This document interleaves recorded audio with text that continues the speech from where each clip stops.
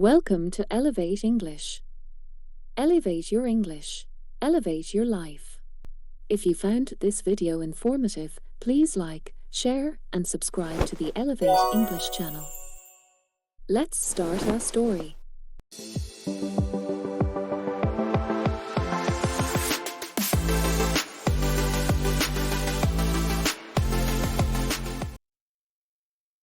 A map to the heart. In the quiet town of Willow Creek, nestled between the rolling hills and winding rivers, there was a small cafe called the Paper Crane. Its charm lay in its simplicity: a wooden counter, mismatched furniture, and walls adorned with local art. The scent of fresh coffee and baked goods always lingered in the air, inviting people to sit, stay, and find solace from the world outside. For many, it was a second home. For Olivia, it was her first love. Olivia had always been a wanderer at heart. She had grown up in the city, with dreams bigger than the small world she inhabited. But after a heartbreak that shattered her trust and love, she had moved to Willow Creek, hoping to escape the ghosts of her past. She found work as a barista at the Paper Crane, and over time, it became her sanctuary. The cafe was her quiet place to watch the seasons change, to learn the names of regulars, and to find solace in the rhythm of the coffee machine and the gentle hum of conversation. Her life, though peaceful, was a far cry from the adventures she once imagined. She had stopped writing letters to faraway places, stopped sending postcards from her travels, and stopped believing that there was someone out there who could make her heart race again. That is, until the day Luke walked in. He appeared like a storm, a man who didn't belong in a sleepy town like Willow Creek. Tall, rugged, with a beard that looked like it belonged in the pages of a travel magazine, Luke had the air of someone who had seen too many places to be tied down to any one of them. His eyes, a deep shade of brown, seemed to carry the weight of endless stories, and when he smiled, there was a quiet intensity about him that intrigued Olivia. He ordered a coffee, black, no sugar, and sat by the window, staring out at the world as if lost in thought. Olivia couldn't help but notice him. There was something about the way he looked at the world, like he was waiting for something to happen. Days turned into weeks, and Luke became a regular at the cafe. He always ordered the same coffee, always sat by the window, and always had a notebook with him, scribbling furiously as if the words could never come fast enough. Olivia didn't know why, but she felt drawn to him, as if there was something waiting between them, something unspoken but understood. Yet, no words were exchanged beyond the usual pleasantries. She would smile when he walked in, and he would nod, but neither of them made the first move.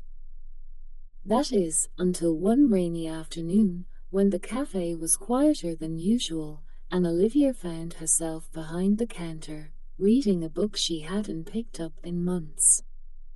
Luke walked in, his jacket soaked, and for the first time, he didn't sit by the window. Instead, he walked up to the counter, his gaze meeting hers. "Can I get a coffee, please?" he asked, his voice low but warm. "And maybe a little company." Olivia blinked, caught off guard. "Company? If it's not too much trouble," he said, his tone hesitant but sincere. "I've been coming here for weeks, and I think I'd like to finally have a conversation. If you're not too busy, of course." Olivia smiled, her heart fluttering in a way it hadn't in years. She poured his coffee, hand slightly trembling as she placed the cup in front of him. "I think I can spare a little company," she said. They sat together at a corner table, the rain tapping softly against the windows. Luke spoke of his travels, of the places he had seen and the adventures he had lived.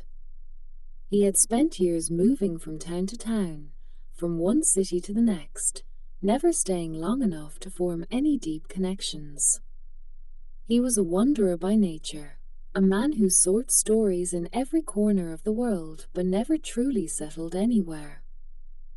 Olivia listened intently, her own world opening up with each of his words. She told him of her life in Willow Creek, of how she had come to find peace in the simplicity of the town and the quiet rhythm of her days. She spoke of the heartache that had driven her here, and how she had learned to live without expecting anything more. They talked for hours, and as the rain outside began to subside, Olivia realized that she had never felt so alive, so present in a conversation.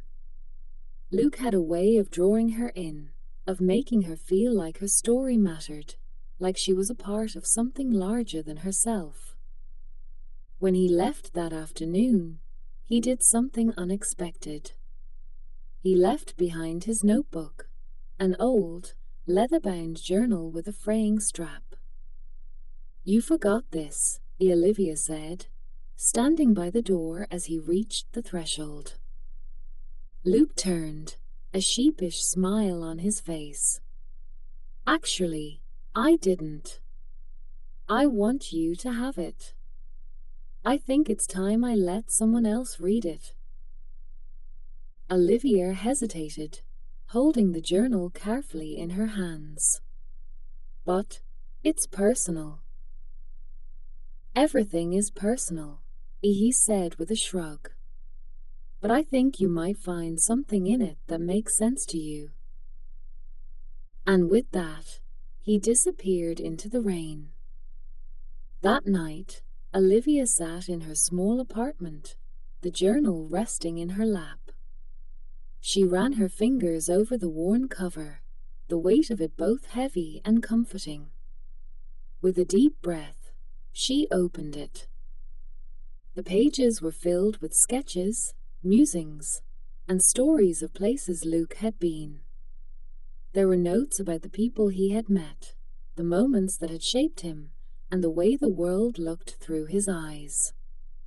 As she turned the pages, Olivia realized that Luke's life was a tapestry of experiences, each page a thread woven with care, each word a story told. But it was the last page that caught her attention. It was a map, roughly drawn, with faded lines marking places he had visited, places he had dreamed of going, and places he had left behind. In the center of the map was a single heart, drawn with care, and beneath it, a simple note.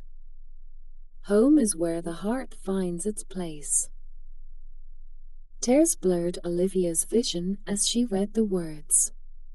She could feel the weight of his heart in those simple lines, the vulnerability in the act of sharing his most private thoughts. She realized then that Luke had been searching for something more than the fleeting moments he had encountered in his travels. The next morning, she returned the journal to the cafe, placing it on the counter where Luke always Saturday. She left a note inside, her words flowing with the same honesty that Luke had shared with her. "You were right. Everything is personal. And sometimes, the place we're looking for isn't somewhere out there. It's somewhere in here." Later that day, Luke came in, his eyes scanning the cafe as he approached the counter. When he saw the journal, he smiled, a warmth spreading across his face. "I see you found it," he said softly. "I did," Olivia replied. "And I think I understand now. It's not just the places we visit that matter. It's the people we meet along the way." Luke nodded, his gaze never leaving hers. "I've been running for so long, Olivia. But I think I'm ready to stop. And just like that, something shifted. It wasn't grand or dramatic, but in that moment, the two of them knew they had found something in each other, a map that led not to distant lands or far-off places, but to the quiet understanding of a shared connection. Their hearts had found their place. In the months that followed, Luke stayed in Willow Creek. He still traveled occasionally, but now he returned to the town that had become his home. And with Olivia by his side, they built a life filled with small adventures, quiet mornings in the cafe, long walks by the river, and evenings spent with nothing but each other and the simple joy of being together. They learned that love wasn't about searching for a perfect destination. It was about finding the place where your heart felt at peace, and for Luke and Olivia, that place was in each other.